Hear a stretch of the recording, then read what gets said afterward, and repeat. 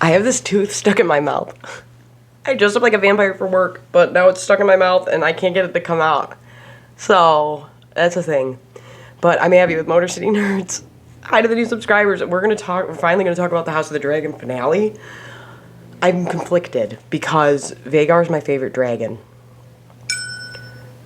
I don't like that microwave sound, but nobody likes to see a little baby dragon get taken out, you know? And I know why we're calling it the Black Queen, but, I mean, obviously, but I wish they would have called this the Painted Table. When we got that imagery of it lighting up with the candles underneath it, oh my god. Now, everybody has a giant map, you know what I'm saying? It's for military purposes. It's Aegon the Conqueror built the Painted Table in the shape of Westeros, not only for war councils, but to motivate him to unite and rule the Seven Kingdoms. You feel me? So the Painted Table is all 7 of those kingdoms put together. But seeing it all lit up with the candles is new, and I really liked that a lot. That was sick. That was such cool imagery. But the way they used this, now, I thought the stillbirth was a long thing, but we have been touching on the magnitude of Targaryens having trouble in the birthing bed and legacy, and what's more important, living to an old age with the woman you love, having a couple kids, not forcing her to crank out 7 miscarriages, and then it eventually kills her. You know, which one really ends up being more important at the end of the day, legacy or love for your family and time with your family? I mean, this is in Fire and Blood, they insinuate that Rhaenyra blames Aegon II and Alicent for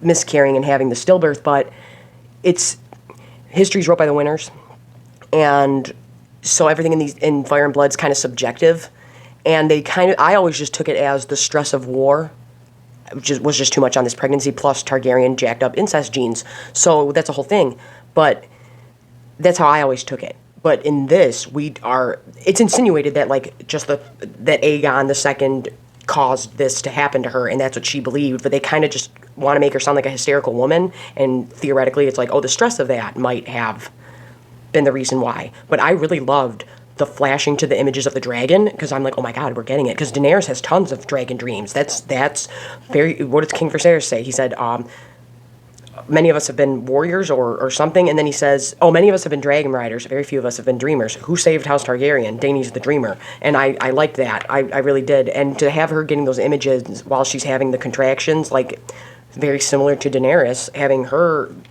dreams of the dragon eggs cracking open and coming forth, but then she has a stillbirth. They're very reminiscent of each other.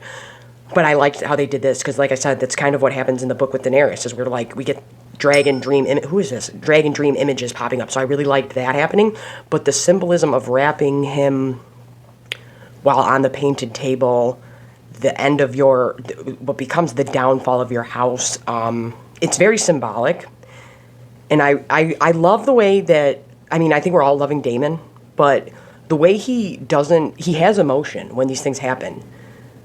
But there's something very, in a disturbing way, something very relatable about him, like blocking it out. I think we've all done that, but he's guilty of doing it several times. I don't recommend doing that a lot, but I guarantee you there's been a time in your life where you disassociate from whatever's going on just to get yourself through it, and it's just like Daemon constantly is doing that. And if you notice, I just was like, this is a lot. This is a heavy thing. My heart goes out to anybody that's gone through that, because that is the most tragic thing, is having a stillbirth. But yeah, I wish they would have, like, HBO, that was just a lot to take in. But like I said, like, film nerd in me is going, like, symbolism, I see you, and it's really good. But then I'm like, dear God, this is really heavy though. But it shouldn't be an easy thing. But I'm like, a Targaryen alone is a terrible thing. And I've been saying this in all my reviews, even though these Targaryens are all together, they're all still alone, and it's still a terrible thing. But specifically in this episode, we have Rhaenyra calling out for Daemon and him not coming. and him ignoring that. And it's like, oh man, like I said, I knew certain things were coming. I knew Lucerys was coming. I thought we were gonna get to the God's Eye. I was really geeked for the God's Eye, and then it didn't happen. Because we keep hearing Daemon talk about going to the Riverlands. So if you know, you know. But either way, and then I was like, they're really gonna hit us hard in this first season, but we didn't. And I was like, I wasn't too upset because I got to see Vhagar gigantic and it was great. But I knew Lucerys was coming. I knew the miscarriage was coming. I was just like, oh, this is rough. But like I said, the lead up to it, showing all of these birthing scenes, it made sense. And if you look at it symbolically with what's more important, cranking out heirs or living a happy life with the people you love, I liked it. But just having everything about the painted table in this was great. That was the best part of everything. But Rhaenys, we got Rhaenys showing up, and I loved Rhaenys throughout this episode. You could see that Rhaenys was really proud of Rhaenyra. And I even liked when she checked her husband, and she's like, that girl is the only one not reacting. That girl is the only one holding this realm together right now and isn't saying, let's go to war. Every man at that table is saying, let's go to war, and you can tell she's like, if I would have gotten the shot that I deserved, I would have called this same thing. And I really liked what Corlys says to her, because that's the exact advice Rhaenyra gave at the small council when she was a kid. If you guys didn't notice that, Corlys does exactly what Rhaenyra as a teenager said. You need to go do that in the Stepstones to hold them down. And I feel like I'm lisping now because of this too. Because in the very beginning we have Lucerys saying how he doesn't want Driftmark. And Rhaenyra's telling him, you know, sometimes we don't get to choose what we want to do. And he's like, I'm not as perfect as you. And she's like, I'm far from it. I really liked the back and forth between those actors. And I thought that kid did a really good job. And I really liked that. And he's saying how he doesn't want it. And what I really love is that even though Corlys knows and Rhaenys know, they'd still be Rhaenys' blood. But even, you know, Corlys knows. Those aren't my relatives, but he's still like, I'm not really about the slaughter of children, so let's just not and say we did. And you have to remember his granddaughters that are his blood are also on this side. Well, you can take it how you wish. Like, did Aegon II and Alicent directly cause this to happen to Rhaenyra to go into a fury and start a war, because that's how history writes it? Or was it more like this, and she was going, I don't want to do this, and all these other people were making moves around her? Rhaenys telling them the king's dead. I loved my cousin. Daemon's so upset. And like I said, Matt Smith is doing such a good job of showing, like, no, let's just sink our teeth into the war part, because I don't even want to think about the pain of losing my brother. And we get Daemon saying he was slain. That horse killed him. And I was like, oh no. But I just love the two words that I really love. Armada. It's just a nice sounding word. Usurper. When somebody gets called a usurper, it's the best. And when he was like, I would rather feed my sons to dragons than have them carry cups and shields for that usurping cunt of a king, I was like, I love it. That was the best line in the whole series. So Rhaenys telling them Viserys is gone. You know what this means. And we've been talking about this over on the channel in all my reviews. Major PR moves. People have been making big PR moves, and Daemon is the king of PR right now. He knows how things look to the masses. He knows how things look to the common folk. He knows how important that is. That's why Rhaenys is like, I saw it, and it wasn't the Great Sept. I'm stupid. That would have been the Great Sept of Baelor. That would be later on. So this is the Dragon Pit. And she's like, I saw it at the Dragon Pit with Blackfyre, with the Conqueror's crown. You know what this means. The people look at him like ruler. You're not. I liked everybody saying that Viserys is a good man, but just couldn't put his foot down, because like I said, how will you be remembered, Viserys? As a goober. As a goober who wanted nice Thanksgivings, and I can't blame you for that. But dude, what, you really threw it into some chaos. Which one legitimizes all their bastards? Aegon V is Egg. Somebody legitimizes all their bastards eventually, and then it's like, oh, shit show city. Oh, we need to talk about something really quick. The White Worm, that was what was getting burned down, was her brothel. Somebody pointed that out to me on TikTok. I don't expect much from TikTok. I'm too old for TikTok, I feel like, but I have to be over there, you know. But somebody commented, and they were like, no, that was the White Worm's brothel. And some of the girls got out of that fire, and I was like, oh, snap. So it wasn't the child fighting pit. Or was it? I don't know. Somebody tell me. I guess I'm going to have to look again. You don't want a competitor. Clubfoot don't want no competitor who has networks of spies. We got the Wasp versus the Spiders. It's going down. Actually, is it a Bumblebee? There's some stupid fucking bug on his stick. Rhaenyra's not letting the midwives near her. Daemon's alone in a cave. Lucerys is separated from his brother. All these Targaryens are alone, and it's a terrible thing. Perfect example of Daemon, master of PR. He says, if the Greens attack, They're going to have to attack. Dragonstone's easy to defend. They're going to have to attack with stealth, not outright. Also, we can make it look like we're way bigger and tougher than we are by doing X, Y, and it said I ran out of storage or something, but I think we're good now. So Daemon's like, we need to give off the appearance that we're stronger than we are right now until Corlys, and I loved that. Him giving a direct order of, like, no, you got my fleet. That's a big Z deal. Once again, like I said, I know they're blood related to Rhaenys, but Rhaenys, we rarely get to see a grandma-grandkid dynamic. And Rhaenys is going out there when she first goes to get the boys, and she's like, hey, get off the beach, your mom wants you. They don't know why, and I feel like they're going to make Jace, the older one, feel a bit more guilty for being so mean to his brother, and that being the last time, like, they really were with each other, because he was really going hard on him. I'm like, chill, dude, because, like I said, I knew what was going to happen. But they're dueling, they're practicing with their swords on the beach, and Rhaenys comes on, and you can tell just the way she's looking at them, she's like, they're just kids. They're just kids.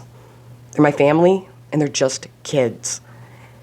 And she's like, your mom wants you. And so they go to see her. And at first my mom said, she was like, why would you call them in right now? And I go, you would do the same thing if you thought some please. And then she was like, never mind, you're absolutely right. And I was like, yeah, if you thought some shit was really going to happen to you and you had to give out a direct, for sure, you'd be going, get in here, go get them now. I'm going to tell them directly. I don't trust you, you dirty, sneaky rats.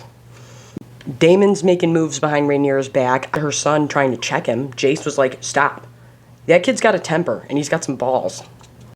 I'm really interested to see him in the north hanging out. Well, Cregan Stark's kind of looked at, in my opinion, as a little bitch. And, like, the Starks are like, no, he's weak as shit. We can't stand this lord. And that's, I was hyping that up prior to the show. Oh, are any of the crybabies here? Are any of the fucking crying commenters that are like, you should talk the show before it came out. Just stop making content on it and do something else. And I'm like, there's a whole ass channel. If you did 2 clicks, but apparently you can't.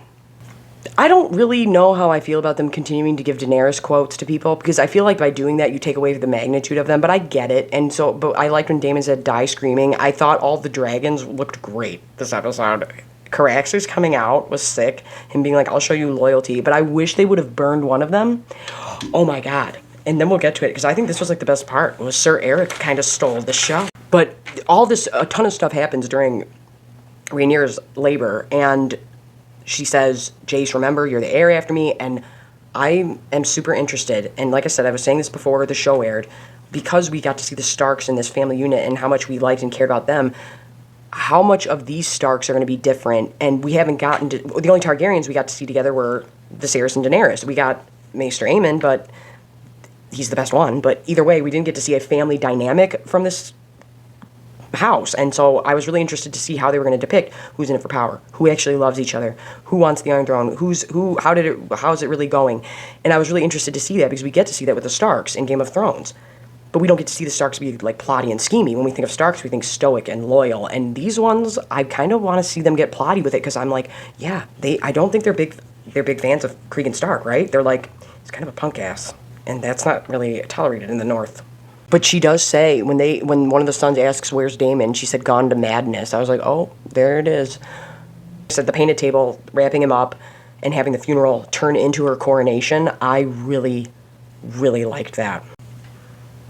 And having Sir Eric show up with her dad's crown, and having Daemon was the one who put the crown on Viserys when it fell, and Daemon was the one to put the crown on Rhaenyra.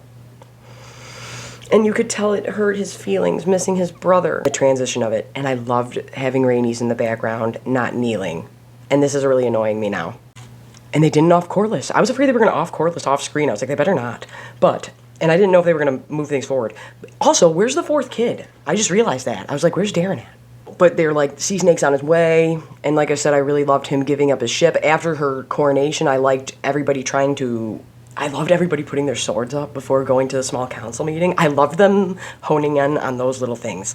That makes me happy. Seeing the white cloaks act like, oh my god, I just really love it all. The whole time, Daemon's like, no, I'm going to the Riverlands. And what do we say about Harrenhal? You don't want to go there. You don't want to go there. Harrenhal is cursed. But it is, theoretically, without the curse, it is the best spot to go military-wise.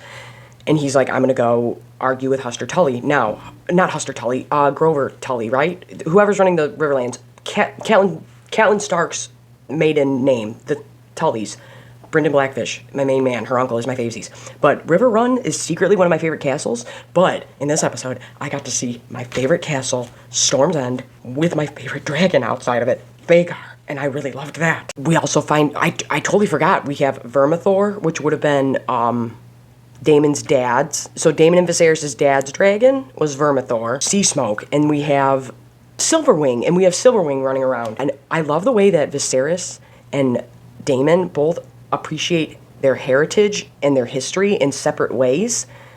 And Daemon is very in tune with this High Valyrian dragon singing stuff. And Viserys is over here with the scholarly, visionary, prophetic stuff.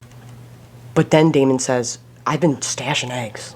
I've been stashing clutches of eggs. I don't know where you guys have been, but I've been stashing dragon eggs. Snatching them up out the guck, hiding them all for ourselves. Stashing dragon eggs. Smart. We have him drop that there are 3 wild dragons. Like I said, at one point they just start chucking anybody on dragons. They're like, we don't give a shit if you got Targaryen blood. Get on that goddamn dragon. But we have Laenor's original dragon that he doesn't ride anymore because he dipped out with his boyfriend and he's living a lovely life. We have Daemon and Viserys' dad's dragon, Vermithor, and we have, what was the other one I said? Silverwing running around. Then we have 3 more, so 6 total that are wild. Do you guys think the one that he was singing to was Vermithor or the cannibal? This is an artistic choice that I always appreciate, and very few things can do it well. This did it well. The absence of music. Sometimes the absence of music is the best way to go. And when Rhaenyra lands Syrax behind Otto Hightower's squirrely ass, I was like, hell yeah. And them recreating the shot we got before, because we know Daemon just wants to take this scumbag out. We all know that. We're all like, yeah, we all know Daemon. And Rhaenyra's like, no. Now, this is the way I described it on TikTok, and somebody was like, no, that's a great way to say it. We learn later on in this episode, nobody can fully control a dragon, okay? You don't fuck with Vhagar. She don't take no shit. She's a temperamental beast. Targaryens are connected to their dragons. Almost, and like I always say, I break things down for everybody, not just the super freaks like me. Hello, other freaks. But you know how E.T. and Elliot are connected? And he's like, it's not that I see what he sees, it's that I kind of feel what he feels. That's semi how the Targaryens are loosely with their dragons, where it's kind of like the Starks with their wolves. They can feel through them to an extent, but nobody fully controls a dragon. A dragon is no slave. Otto giving her the page, I really liked that. We have Rhaenyra showing cooler heads prevail, or trying to do that. We have Rhaenys being proud of her, but when Syrax screeches out, that's because Rhaenyra is getting antsy. Okay, so like there's a bit of, if you want to call it warging connection there, but not really. But the way she comes in and there's no music, it's just, I was calling it dragon song, but then Daemon literally is singing a dragon song, so I'm like, oh shit. But dragon calling out, a dragon making a screeching noise. Just having the dragon making its noises while she lands and is like, yeah, F off, Otto, go back to King's Landing.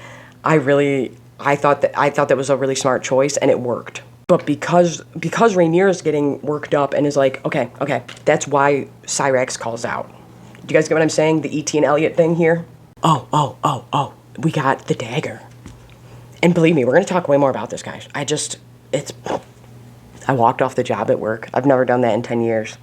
It's just been a long week. But I'll get to everything. But we get Rhaenyra bring up the dagger to Daemon, and you can tell that Daemon, and I think that's why he grips her up the way he does, he's hurt that she's like, he didn't tell you. He didn't trust Daemon enough with that information. When we have Corlys officially recovering with Rhaenys, and he's like, oh, I have people whipped when I catch them falling asleep, and yada, yada, yada. But I really loved Rhaenys saying, we lost everything, Corlys. Not me, not you, we. Rhaenyra saying the first stroke won't be from me. I like that. We get Jace. We have Jacaerys, the older sibling, going to the north to talk to Cregan Stark. We have Lucerys, Luke, the younger one. And why do us younger siblings have to be so extra? So he goes, this is what pissed me off. This is the one thing in the show that is really, this one grinds my gears. Rhaenys is half Baratheon. It's not like she's a distant cousin. No, her mom was a Baratheon. And it's not like you didn't establish that, because you have Rhaenyra say it, but like I said, no, it's not like we're 18th cousins removed or something. It's like, no, we are first cousins. And not just that, but you literally have someone at the tournament in the beginning of the season come up to Rhaenys and ask for her favor and say, cousin. Like, you make it a thing. If you didn't have him say that in the beginning, it wouldn't irritate me as much, but it would still irritate me because House Baratheon is my shit. And I was really excited to see Storm's End, and I was really excited to see Vhagar, and I got to see them both, and I was so geeked. But Rhaenys is half Baratheon. And I was like, why isn't anybody saying this? And then they're like, oh yeah, you have Baratheon blood. And then they made him like an imbecile. And I'm like, I don't appreciate that, because the first Baratheon was a Targaryen bastard. So it's like, you're kind of calling yourselves dum-dums. But either way, Robert wasn't an idiot. He was neither mad nor cruel. Robert just didn't want to be king. But he got to be king because he had Targaryen blood. He had royal blood because the first Baratheon was a bastard Targaryen. And he's my favesies. But when we saw Vhagar outside, I was like, I can die happy now. But yeah, they kind of just make Lord Baratheon a big old idiot. And then he's like, well, they brought better terms. He'll marry... I like that Luke, even though he was nervous, he stepped up to the plate. But then we have Aemond One Eye getting all crazy with it, and he's like, take out your eye. And I'm like, that's a little extreme. And finally, like I've been saying the last couple of reviews, I'm like, oh, good, finally. Magnitudes of situations are setting in for people, like calling people bastards and saying they're not heirs to thrones. It's kind of a bigsy thing to do. I really liked the fact that, okay, you might have made this Baratheon an idiot, and you might not have addressed the fact that Rhaenys is half Baratheon, but he's the only one to go, stop this. Stop this in my hall. Stop this. Yeah, you wouldn't want this happening. Also, my friend made a really good point. He goes, why wouldn't you hold one of them? And I'm like, yeah, dumb. Could have held on to the little one. Held on to one of them. But yeah, no, we got Aemond One Eye rocking a crazy crystal ball in his eye. And he's like, take out your own eyeball. And I'm like, whoa, okay. And Lord Baratheon's like, no, cut the shit. Now Lord Baratheon just has daughters. So he's trying to make marriage pacts for them. But either way, we know where the Baratheons end up, on top. I did like him calling him a pup.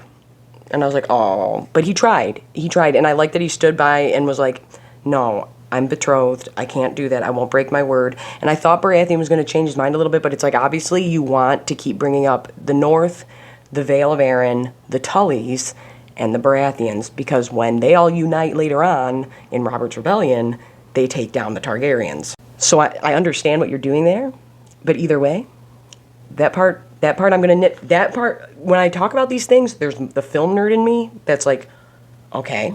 And then there's the fan of the series of books that's like, okay. So then I have to conflict and fight with them in my head. This is one I'm not backing down from, though. This is the Westeros fan side. Don't make the Baratheons dum-dums. Stannis isn't a dum-dum. Renly isn't a dum-dum. Robert isn't a dum-dum. And like I said, the first one is, whatever, either way. Why did you hold on to one? But then we see how tiny Arrax is compared to Vhagar. And my mom even said this. She was like, she's that big? And I'm like, yes. And like I was saying with the E.T. Eliot thing, I really enjoyed seeing, we have Aemond, who's on the oldest, biggest dragon there is in the world. She's a temperamental, angry dragon that don't take no shit from nobody. We have Aemond, who's constantly fighting, proving himself, don't take no shit from nobody. We have Luke, who's more docile and more gentle. We have a smaller dragon that's a hatchling, essentially. And you can tell that their connection isn't as deep as Aemond is with Vhagar. Well, we find out it's not really as tight as he even thinks it is, because nobody fully controls a dragon, especially Vhagar. But I appreciated showing them in the sunlight. Now, if you don't know, like, camera tricks, anytime you're doing a big creature, or like a lot of times they'll do this, like Godzilla or anything, if something's gigantic in CGI, a lot of times they'll put it at night in the rain, because it's easier to hide things. Now, I'm not hating on nothing. I really like the way they did this, when you got to see the size of Vhagar compared to Arrax, that was so cool. But then when we went above the cloud surface, that was even cooler. And what the hell? Do you want to know what? I was rewatching Game of Thrones. It gets dark early. They really need to get a handle on. Do you want to know what I realized? Who kills it? I mean, he always does. You have Jonathan Nolan working at HBO. Can you have him call his brother, Christopher Nolan, and be like, you know how you made The Dark Knight and The Dark Knight Rises and Batman Begins? You know that trilogy you did? And it's really dark, literally and figuratively, but everything still pops? How do you make that happen, bud? Because we need your editors over here. Either way, this finale I think this looked the best out of all of them, but we have them in the rain, going back and forth, and at first, if you read it, you know what's going to happen, but at first, Eric's kind of makes a break for it, and you're like, oh, his tiny ways might get him away with it, but then Vagar's like, no, not today. And I liked Damon saying, or not Damon, Rhaenyra says, none of our dragons have been to war. Vagar's been to every war. You have to remember that Vagar was there for the conquering. Like, Vagar, and me and my friend Pancho, who's like my go-to Westeros guy, we both really loved that because all we know as book readers is Aemond One-Eye made an attack on Lucerys leaving, and he fell and killed him. In this, no, that's not what happened. Neither one of them, even though they have different qualities, and both of them think that their way is the right way, and both of them are dragon riders, neither one of them, it doesn't matter how strong-willed you are, can fully tame a dragon. So when we got Aemond yelling, no Vagar, it's like, do you think I give a shit? Now, I really like this, that he attacked first. He was like, no, I'm a dragon, I'm going to fight back. I don't care how big you are. And he spits fire out at Vagar. Did it take Vagar's eye? Like Aemond's? And so it's like, Lucerys, you might have gotten taken out, but you got Vagar's eye. That would be really cool. If he has a match, she has a missing eye, same as her rider, that would be sick. He gets chomped out. And that was rough. I didn't like seeing that. But at the same time, I loved seeing it, because I'm like, no, that's Vagar. Vagar don't take no shit.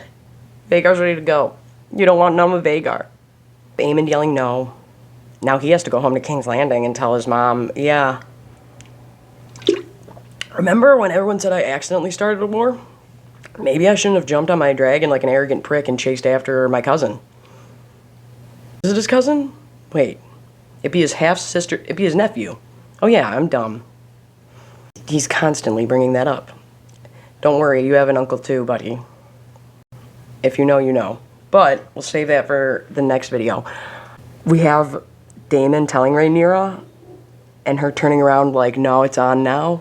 But like I said, I'm really excited to see, because I do like the way they played this out. I do like the way that it's more,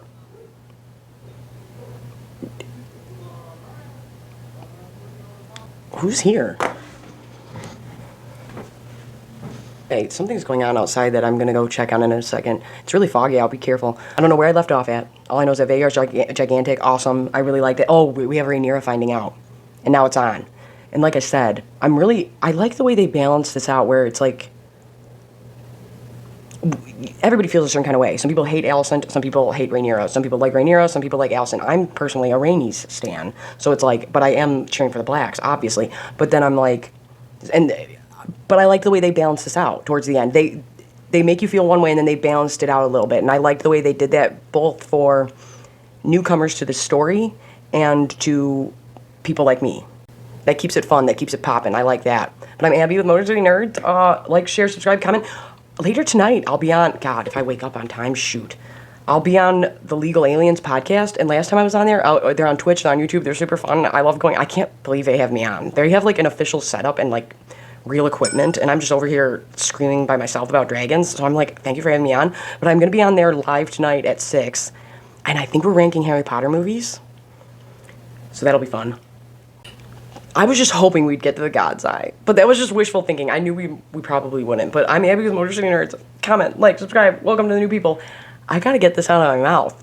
This is becoming, thank God I go to the dentist on Monday, if not. This is getting ridiculous.